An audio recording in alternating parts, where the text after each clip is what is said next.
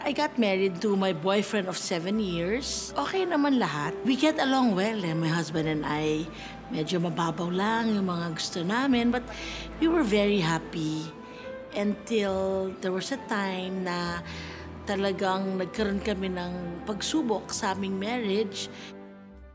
At the peak of our financial life na talagang sobrang abundant, yung interest namin naging iba. Pati yung mga kaibigan namin naging iba. So we kinda started growing apart.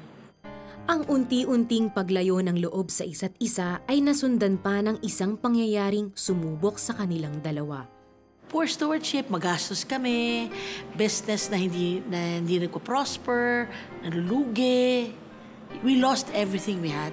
Talagang binawi. Hindi kami nagkakasundo na eh. Nag-umpisa na masira yung marriage namin because we had different lives.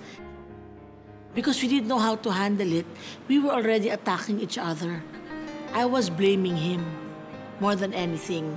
Mabait asawa ko eh. Hindi man siya kumikibo, but I was already hurting him. Emotionally, I disrespected him. Hindi na ako nagsasubmit sa kanya. I felt na ako yung mas magaling sa kanya. Siya na lang lagi may mali.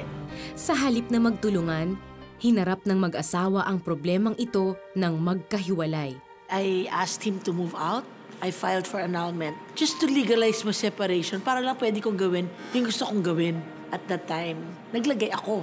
Binayaran ko kung anong kailangan bayaran para mapabilis.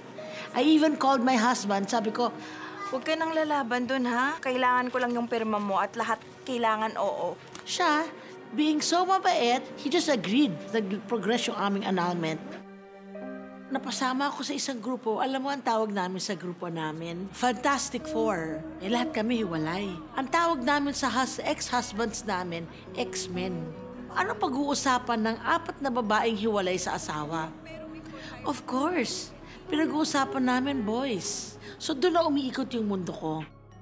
At hindi nga nagtagal, Sinabi na sa akin na okay na. Ano na, ayos na yung annulment nyo. Umiyak ako. And then, wala ako sa Panginoon, pero I prayed. Sabi ko, Lord, bakit ganun? Ito ang gusto ko. Ang laki ng ginastos ko para maanal. Bakit nung naanal ako, hindi pa rin ako masaya? There would be nights, sleepless nights. Bakit ganun? Parang naging everyday na. I knew God was talking to me. And there was walang peace. Kahit na gumigimik ako, lumalabas ako, I was dating. Pero ba't parang may mali? May kulang? I just told myself, alam mo, I can't go on like this. Hanggang sa natagpuan ni Liza ang sarili sa loob ng isang Kristiyanong simbahan matapos tumugon sa paanyaya ng isa sa mga kapatid. At that time, our guest pastor, nagpapatawa siya the whole time. Lahat sila tawa ng tawa, iyak ako ng iyak. I did not know na my brother-in-law was there. Nakikita pala niya ako. So they were texting my husband, who 1 year before I attended, nag-church na pala siya. I guess pinagdadasal niya ako. Pag-uwi ko, the first thing I did was lumuhod ako. Sabi ko, Lord, my life is no longer mine but yours. And that completely changed everything. I called my husband. Ang pagsuko ng buhay kay Kristo ang naging dahilan ng pagbabago ng puso ni Liza sa asawa. Nagkita kaagad kami, nag-date. I believe God was really dealing with me more than anything eh. Ako yung nagkamali talaga sa asawa ko. Bigla na lang, the week that I became a Christian, tumawag yung lawyer. May nag-file na motion for reconsideration na masyado daw mabilis na bigay annulment mo. Sabi ko, pwede bang i-pull out mo na? Pwede pa ba? Sabi ko, kundi magpapakasal na lang ako ulit. We started living again together. I started to get to know the Lord and my husband also. Nagsabay na yung walk namin. It's really putting Jesus in the center of your marriage. Kasi yung problem namin, it still happens from time to time.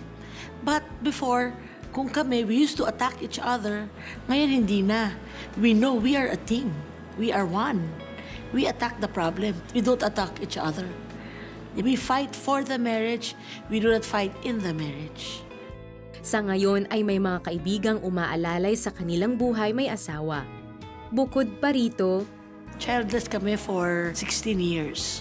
And now we have our own daughter. She's now 5 years old. Amazing, amazing lang talaga what God has done to our family.